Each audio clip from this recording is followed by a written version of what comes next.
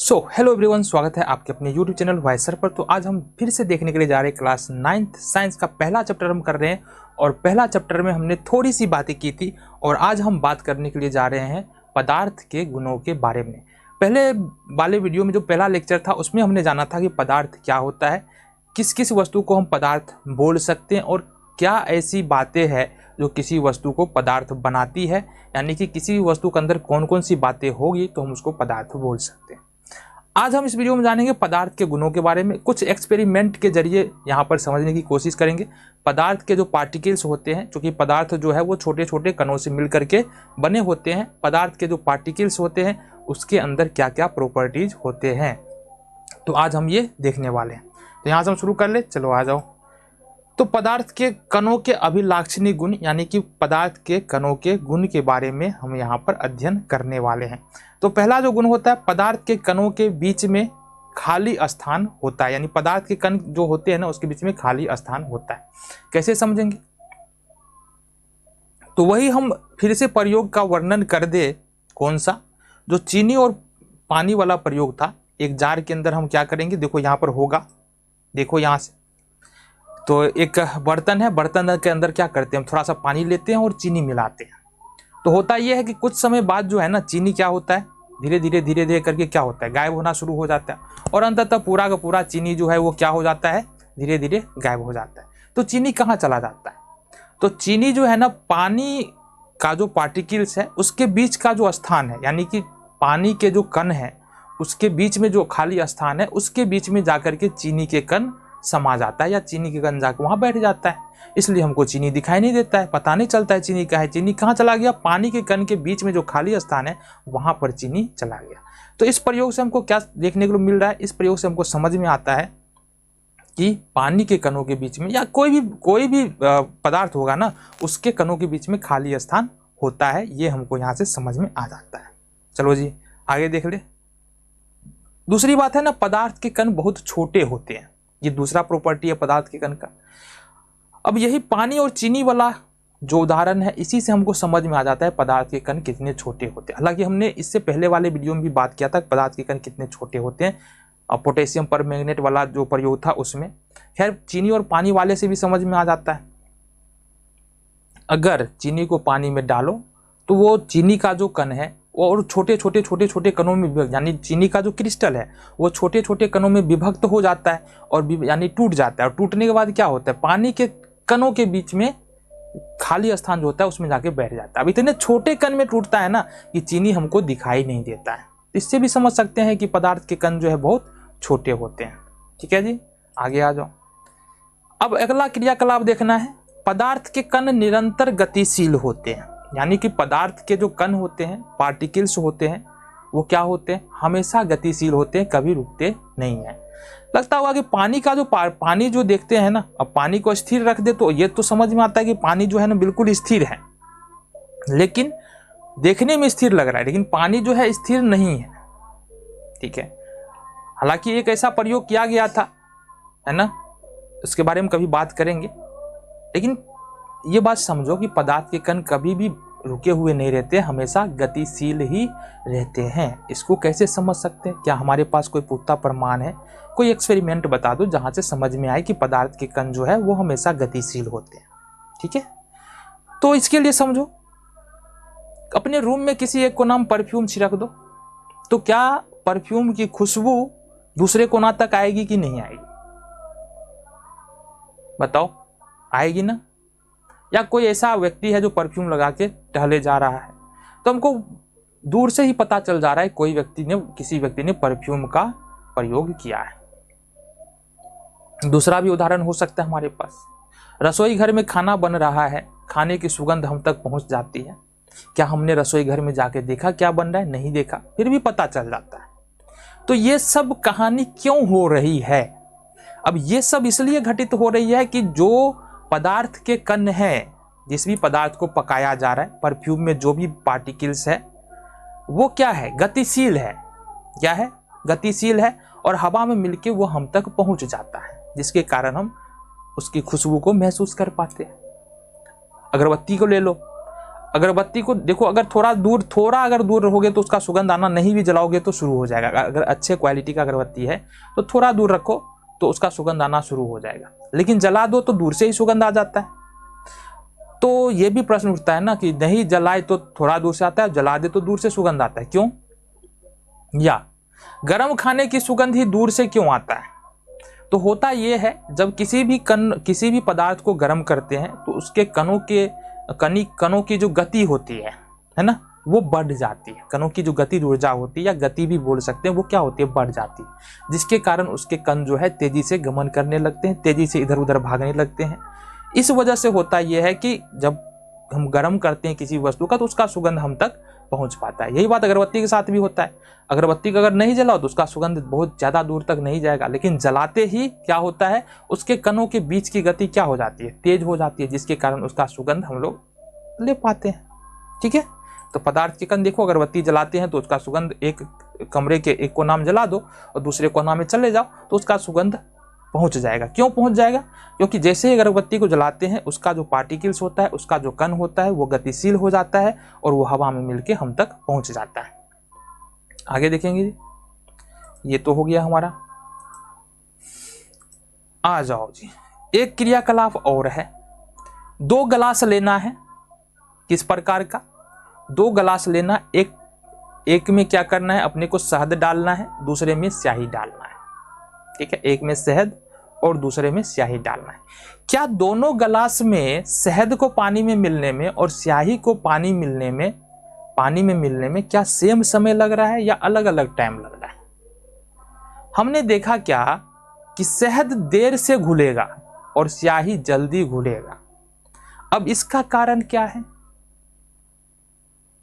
देखो, इसका कारण यह है कि शहद का घनत्व ज्यादा है और स्याही का घनत्व कम है। इसके कारण शहद क्या होता है, लेट से घुलता है, जबकि स्याही जल्दी घुल जाता है।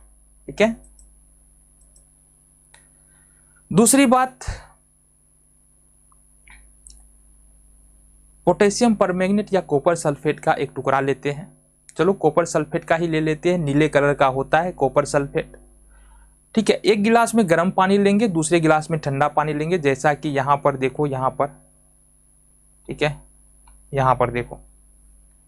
तो कॉपर सल्फेट का हमको एक टुकड़ा लेना है, 2 गिलास लेना है। एक गिलास में हमको क्या करना है, ठंडा पानी लेना है और एक गिलास में हमको क्या करना है, गर्म पानी ले लेना है।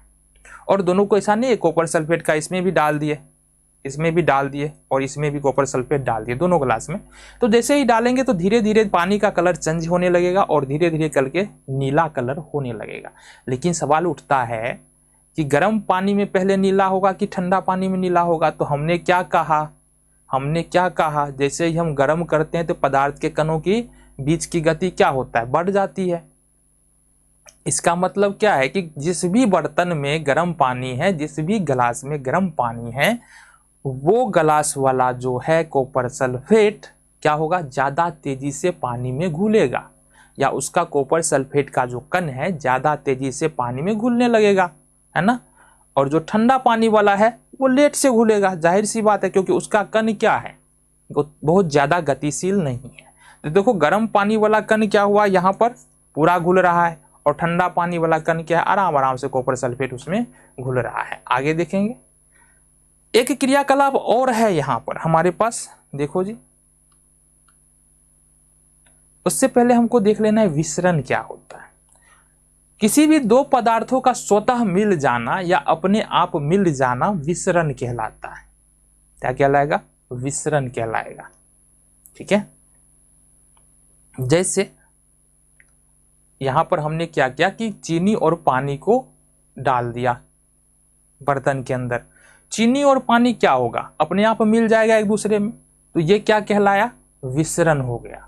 इसी प्रकार से 2 गैसें, अगर कोई भी 2 गैस लो, उसको एक दूसरे में मिला के छोड़ दो, तो वो अपने आप धीरे धीरे क्या होगा, एक दूसरे में मिश्रित हो जाएगी या एक दूसरे में विसरण उसका हो जाएगा। तो विसरण का मतलब होता है एक दूसरे में अपने आप क्या मिल जाना, है ना।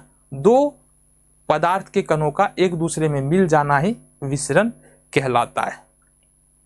अब देखो, यहां से एक बात देखना है, ये तो देख लिया हमने, पदार्थ का कण एक दूसरे को आकर्षित करते हैं, पहले ही देखा हमने। अब यहां देखो, पदार्थ के कणों के बीच में क्या होता है, एक आकर्षण बल होता है। इस बात को हम कैसे समझ सकते हैं, ठीक है, पदार्थ के कणों के बीच में आकर्षण बल होता है, इस बात को हम कैसे समझ सकते हैं, और जरा हम देख ले यहां से, ठीक है। देखो ये जो है ना एक मानव श्रृंखला बना हुआ है, तो मानव श्रृंखला जैसे एनसीईआरटी बुक में, तुम्हारे एनसीईआरटी बुक में दिया हुआ है, 3 प्रकार से मानव श्रृंखला बनाना है। एक तो हाथ पकड़ लेना है, इस प्रकार से हाथ में हाथ पकड़ लेना है। दूसरा जो पिक्चर में तुमको दिख रहा है एकदम ऐसे पकड़ लेना है। और तीसरा हमको क्या करना है, उंगली से पकड़ के इस प्रकार से पकड़ना है। तो तीनों मानव श्रृंखला में से किसको तोड़ने में सबसे ज्यादा बल लगेगा, जिसका पकड़ सबसे ज्यादा बढ़िया होगा। अब किसका पकड़ सबसे ज्यादा बढ़िया है, जो अभी पिक्चर में हमको यहाँ पर दिख रहा है, इसका पकड़ सबसे ज्यादा बढ़िया है, तो इसको तोड़ने में क्या होगा, सबसे ज्यादा बल लगेगा। सबसे कमजोर बल किसके बीच में है, जो उंगली से पकड़ ऐसे पकड़ रखा है उसके बीच में कम बल है, तो उसको तोड़ने में सबसे कम बल का प्रयोग करना पड़ेगा। तो यहां से हमको समझ में आता है अलग अलग पदार्थ के कणों के बीच में जो है ना, वो अलग अलग आकर्षण बल होता है। सबसे पहली बात तो पदार्थ के कणों के बीच में आकर्षण बल होता है एक प्रकार का, जिसको अंतर आणविक आकर्षण बल कहते हैं, ठीक है। और ये अलग अलग पदार्थ के कणों के बीच में अलग अलग मजबूती का होता है। जैसे हम बात करें क्रियाकलाप 1.7 है हमारे पास एनसीईआरटी का, इसमें बात करेंगे एक चौक का टुकड़ा। अब चौक का टुकड़ा क्या होता है, देखो बात कर लो, आ जाओ, ये देखो एक कील ले लो, कील मतलब कांटे भी बहुत सारे लोग जानते होंगे। दूसरा है चौक का टुकड़ा, ये देखो हमारे पास कील है, चौक का टुकड़ा है और रबर बैंड है। क्या है, रबर बैंड। ये 3 चीजें हैं। तो एक बात बताओ, तीनों को तोड़ने का प्रयास करो, किसको आसानी से तोड़ पाते हो? जवाब क्या होगा हमारा, चौक के टुकड़े को आसानी से तोड़ लेंगे, रबर बैंड को भी तोड़ लेंगे, लेकिन जब कील को तोड़ने के लिए जाएंगे तो ज्यादा मशक्कत करना पड़ेगा। तो यहां पर सबसे ज्यादा मजबूत आकर्षण बल किसमें है, सबसे ज्यादा मजबूत आकर्षण बल किसमें है, कील में है, क्योंकि कील नहीं टूट रहा है। उसके बाद रबर बैंड में है, और सबसे कम आकर्षण बल किसमें है, चौक के टुकड़े में है। समझ में आ गया? चलो,